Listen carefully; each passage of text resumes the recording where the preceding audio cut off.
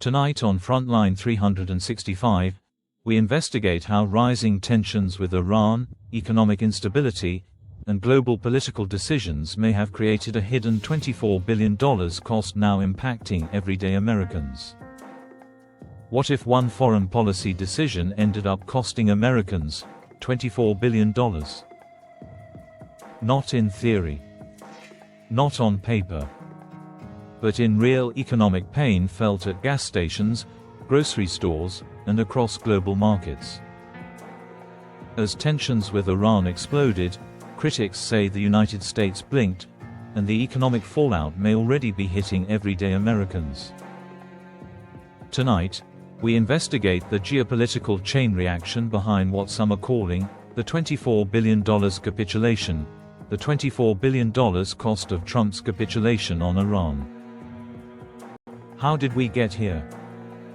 For years, Donald Trump positioned himself as the president willing to confront Iran harder than previous administrations. His maximum pressure campaign targeted oil exports, sanctions, financial systems, military influence in the Middle East. The goal? Force Iran economically and politically into submission. But critics argue something changed. As geopolitical tensions escalated, markets became increasingly uncertain about whether the United States would actually follow through militarily or economically. And in global politics, perception matters almost as much as power itself. The real cost of global instability. When instability spreads through the Middle East, the impact doesn't stay there. Oil markets react immediately. Shipping costs rise. Insurance rates spike. Global supply chains tighten.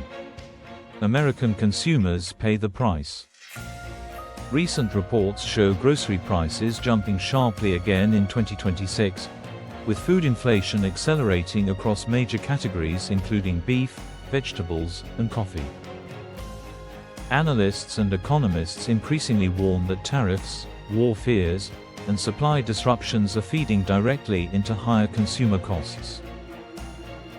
For ordinary Americans, geopolitics suddenly becomes personal. Why $24 billion? So where does the $24 billion figure come from? The number reflects the estimated combined economic impact tied to energy price spikes, market instability, increased transportation costs, trade disruptions, inflationary pressure, military readiness and deployment expenses. Even temporary instability in the Persian Gulf can send shockwaves through the global economy. Because nearly one-third of the world's seaborne oil moves through the Strait of Hormuz. And when markets believe conflict may spiral, prices move instantly. Not months later. Immediately. The tariff effect. At the same time, Americans are already dealing with another pressure point: tariffs. Recent polling shows most Americans now believe tariffs are directly increasing consumer prices. AHO finance and economic analysts have repeatedly highlighted how tariffs are quietly affecting grocery stores, shipping, packaging, retail costs, imported foods, consumer goods.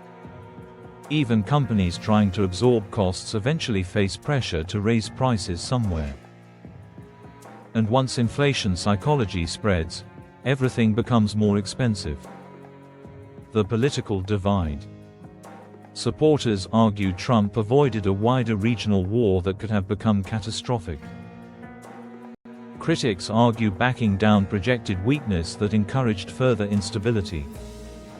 And that debate now sits at the center of a larger question: what actually creates strength in global politics?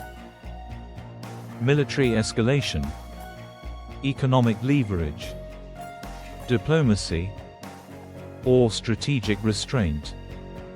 Because every option carries a price. The problem is, ordinary people usually end up paying it. Why this matters to Americans. Most Americans don't follow every geopolitical development. But they do notice higher grocery bills, rising fuel prices, shrinking savings, economic uncertainty. Foreign policy eventually arrives at the kitchen table. And that's what makes global conflict so powerful politically. A war thousands of miles away can suddenly affect mortgage rates, retirement accounts, food prices, job security, daily life. That's the hidden reality of globalization. Conclusion: maybe the real question isn't whether Trump capitulated. Maybe the bigger question is, has the modern global economy become so fragile that even the perception of weakness now carries a multi-billion-dollar price tag? Because in today's world, wars aren't only fought with missiles anymore. They're fought through markets, oil, trade, inflation, and economic pressure. And increasingly, ordinary people are caught in the middle. Do you think America handled Iran correctly? Subscribe to Frontline 365 for cinematic documentaries, geopolitical analysis, current events, and the real stories shaping our world.